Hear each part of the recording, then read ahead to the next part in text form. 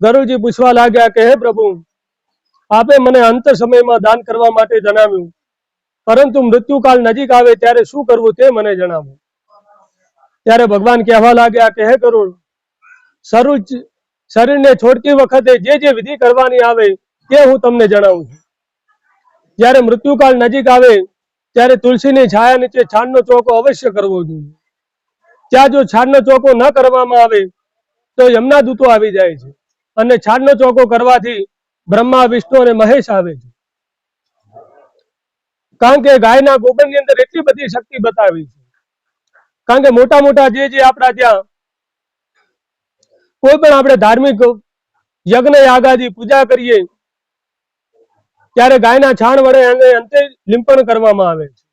મોટા મોટા યજ્ઞ, પ્રતિષ્ઠા યજ્ઞ હોય ત્યારે છાણનું લીંપણ કરવામાં આવે છે. કારણ કે ગોમયમ વસતે લક્ષ્મી, ગાયના ગોબરની અંદર લક્ષ્મીજીનો સમાવેશ કરવામાં આવેલો છે.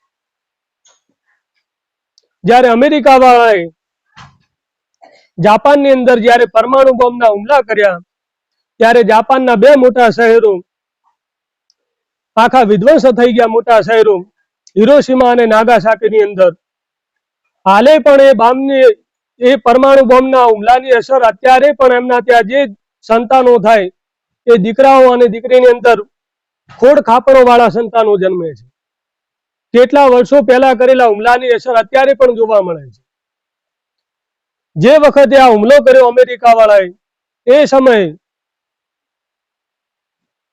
એક ભારતનું જે ઘર હતું, મોટી મોટી 50-50 માળની બિલ્ડિંગો આખી બધી ધરાશાયી થઈ ગઈ. પણ જે બ્રાહ્મણ જે એક ભારતના એક ખેડૂતનું ઘર હતું, એમના ત્યાં વૈજ્ઞાનિકો ગયા કે આખા બિલ્ડિંગો પડી ગઈ, આ ઘરને કાંઈ નુકસાન નથી થયું, એનું કારણ શું? ત્યારે બ્રાહ્મણ જે ઘર હતું જે એ ઘરની અંદર ગયા અને જોયું આખા ઘરની અંદર ગાયના છાણથી લીંપણ કરેલું હતું.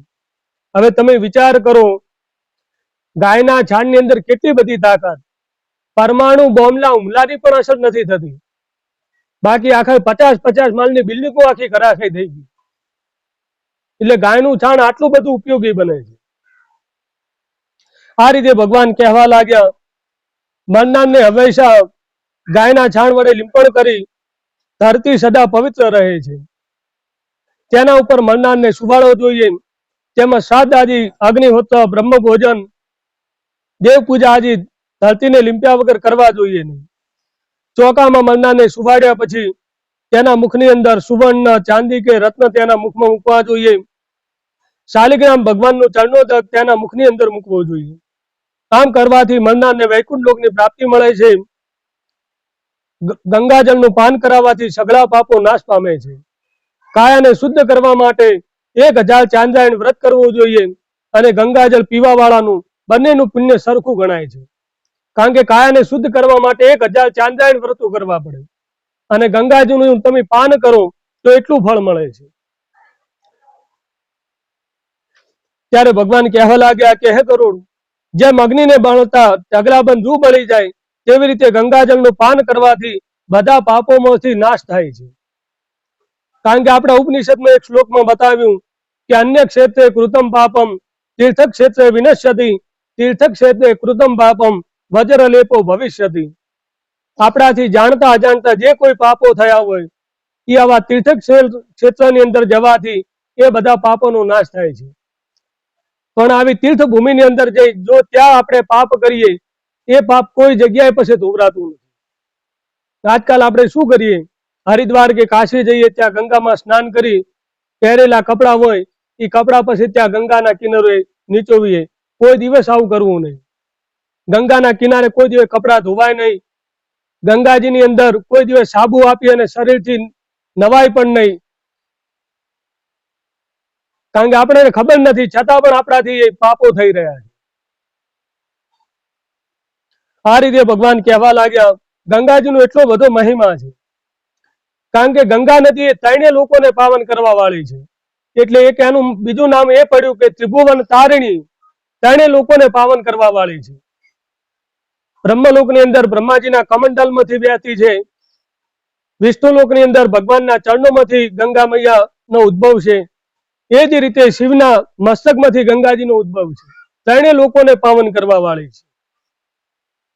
આ રીતે ભગવાન કહેવા લાગ્યા, સૂર્ય કિરણો પામેલ ગંગાજળ જો પીવામાં આવે તો બધી યોનિમાંથી છુટકારો મળી હરિલોકની અંદર જાય છે. નદીઓના જળમાં સ્નાન કરવાથી માનવી પવિત્ર બને, પરંતુ ગંગાજીનું દર્શન કરવાથી, ગંગાજીનું પાન કરવાથી માનવી સદા પવિત્ર રહે છે.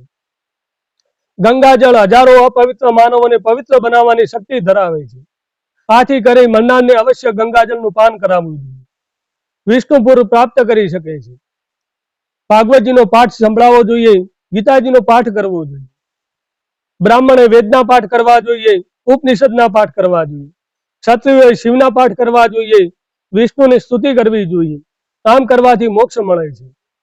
ત્યારે ભગવાન કહેવા લાગ્યા કે હે ગરુડ, જ્યારે પ્રાણ જવાની તૈયારી હોય ત્યારે જીવાત્માએ ઉપવાસ કરવો જોઈએ.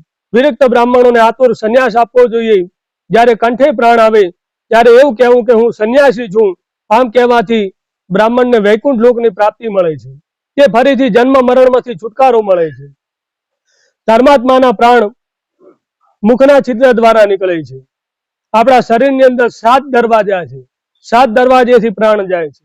એક મુખનું છિદ્ર, 2 આંખોના છિદ્રો, 2 નાકના છિદ્રો, 2 કાનના છિદ્રો, આમ 7 દ્વારા પ્રાણ બારે જાય છે. તે સમયે નાભી આગળ એકત્ર થયેલો પાન અને અપાન વાયુ જુદા પડે, પ્રાણ રૂપી વાયુ સૂક્ષ્મ થઈ શરીરમાંથી વિદાય લે છે. તેથી તેનું શરીર ચેષ્ટાહીન બની જાય, નિષ્ક્રિય વાળું બની જાય, અપૃશ્ય વાળું બની જાય અને દુર્ગંધ વાળું બની જાય છે. જો આ જળ શરીરને બાળવામાં આવે તો તેની ભસ્મ બની જાય છે, અને જો બાળવામાં ના આવે તો તેમાં કીડા પડવા લાગે છે. શરીરમાંથી પ્રાણ ચાલ્યો જતા પૃથ્વી, જળ, વાયુ, તેજ અને આકાશ તત્વમાં ભળી જાય છે. જ્યારે આત્મા ભગવાન કે આ પ્રાણ છોડી અને બીજા ઘરની અંદર પ્રવેશ પામે છે, કારણ કે આત્માનો કોઈ દિવસ નાશ થતો નથી.